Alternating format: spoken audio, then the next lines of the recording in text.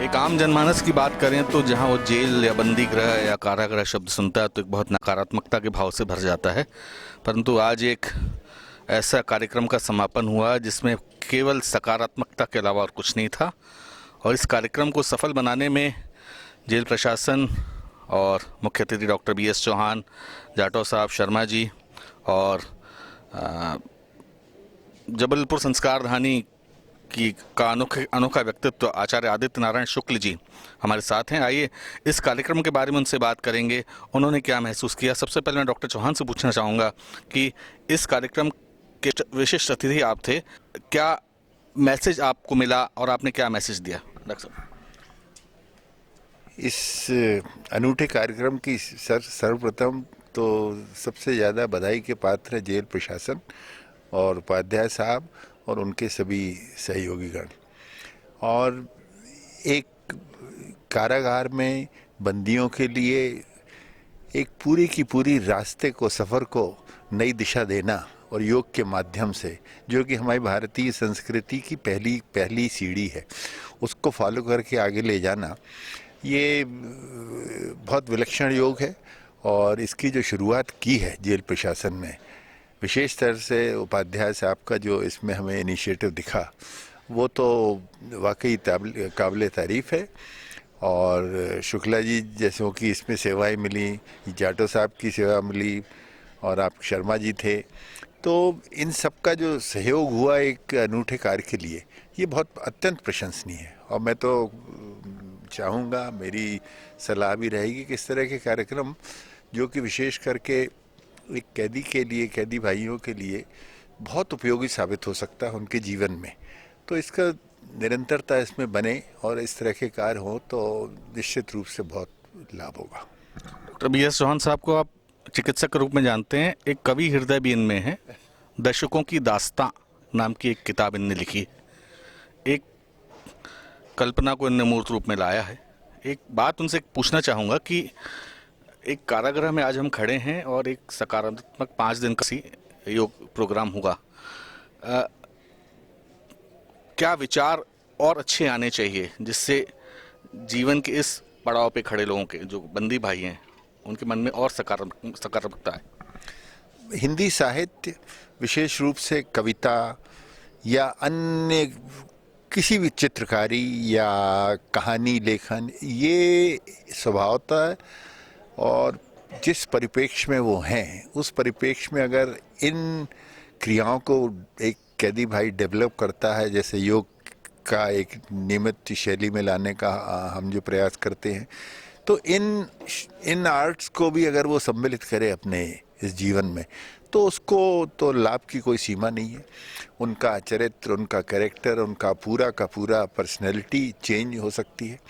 और इतने सुंदर वातावरण में, इतने सुंदर उसमें निश्चित रूप से उनको इस तरह की प्रेरणा की ओर भी हमें अग्रसर करना चाहिए। उपाध्याय साहब से पूछना चाहूँगा, बहुत ही अच्छा एक सिस्टमेटिक प्रोग्राम आयोजित हुआ, कितना एफर्ट्स करना पड़ा? इसके लिए हमें कुछ करना नहीं पड़ा, क्योंकि 5 दिवसीय योग चिकित्सा शिविर था और हमारे बंदी भाई यूं ही बड़े अनुशासित हैं, और जहां ऐसा एनवायरनमेंट होता है तो वहां सब कुछ स्वानुशासित हो जाता है। और इस आयोजन पे आज हमारे बीच पूर्व CMO साहब रहे। आप सबकी गरिमामयी उपस्थिति में संपूर्ण कार्यक्रम स्वयमेव बड़ा ही गरिमाशाली ढंग से संचालित हुआ। जेल प्रशासन को भी बहुत खुशी मिली कि हमारे बंदी भाइयों के लिए आचार्य आदित्य नारायण शुक्ला जैसे श्रेष्ठ योगाचार्य अपनी जेल पे आकर के सेवाएं दिए। और हम यही कामना करते हैं कि आगे भी ऐसे हमको अवसर प्रदान करते रहेंगे, ताकि हम अपने बंदी भाइयों को और भी सकारात्मक, ऊर्ध्वगामी ऊर्जा वाले बना सकेंगे। हम ये कामना करते हैं। शर्मा जी हैं, खुशबू प्रकल्प चलाते हैं, पूरा परिचय जानना चाहूँगा, कब से प्रकल्प चल रहा है? ये लगभग 20-21 सालों से चल रहा है और खुशबू प्रकल्प का एकमात्र उद्देश्य है कि खुशबू की खुशबू जो है पूरे हिंदुस्तान की सीमाओं तक फैले। यही हमारा प्रमुख उद्देश्य है। और खुशबू किस तरह की खुशबू, जो हमारी एक आदत है कि जेल में जो कोई भी अपराध करके जो अंदर आता है, उसको मैं खुशबू भाई और जो महिलाएं हैं उनको बहन के नाम से मैं पुकारता हूँ।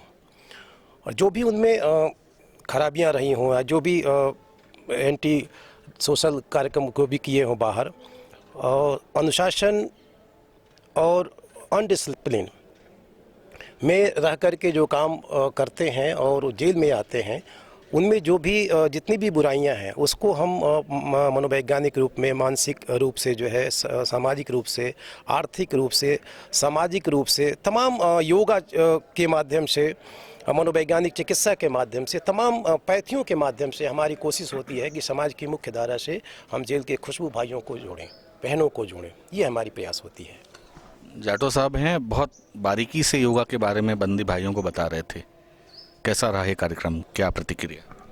कार्यक्रम के आरंभ में ही हमने बंदी भाइयों और बहनों से चर्चा की और स्क्रूटनी के माध्यम से हमने उनकी जो शारीरिक व्याधियां थी, मानसिक व्याधियां थी, उन पर ध्यान दिया और हमने परस्पर चर्चा करके उनके लिए वो योग का कार्यक्रम निर्धारित किया और पर्याप्त समय निर्धारित किया, जिससे कि वो योग की जो विधाएं हैं, ज्ञान योग, कर्म योग, भक्ति योग, सभी आपने अभी भीतर जब फीडबैक आपने सुना होगा तो वो सारी बातें सामने निकल कर आ रही थी। व्याधियां उनमें हैं लेकिन निदान भी संभव है, ये संदेश आज हम देना चाहते हैं। धन्यवाद। आदित्य नारायण शुक्ला जी से बात करेंगे। मैं तो बहुत करीबी से नहीं जानता हूँ, फिर भी चूँकि एक साक्षात्कार चल रहा है, कैसा एक कार्यक्रम जो समापन हुआ, क्या अनुभूति आपकी? देखिए, आज कार्यक्रम समापन बहुत अच्छे ढंग से हुआ और हमारे सब गणमान्य लोगों ने हमारा प्रोत्साहन किया। इसके लिए हम सभी के लिए जो है आत्मा से उनका धन्यवाद करते हैं कि उन्होंने हमें इसका सहयोग प्रदान किया। जीवन का अंतिम 2.5-3 कुंटल लकड़ी से ज़्यादा कुछ नहीं है, यही अस्तित्व समाप्त हो जाता है और इसलिए जब तक अस्तित्व में विद्यमान है तब तक हमको परमार्थ जीवन में करते जाना चाहिए। और इसी कड़ी में हमने इस कार्यशाला को, जो कि विगत 20 वर्षों से सेवाओं के दौरान पहले भी आयोजित करते रहे और फिर एक नई कड़ी के साथ आज कार्यशाला का हमने समापन किया। 18-17 तारीख से ये कार्यशाला चल रही थी और बहुत ही अच्छे ढंग से बंदियों ने हमारे इसमें लाभ लिया, भाई बहनों ने सबने बढ़कर हिस्सा लिया और सभी धन्यवाद के पात्र हैं। हरिओम।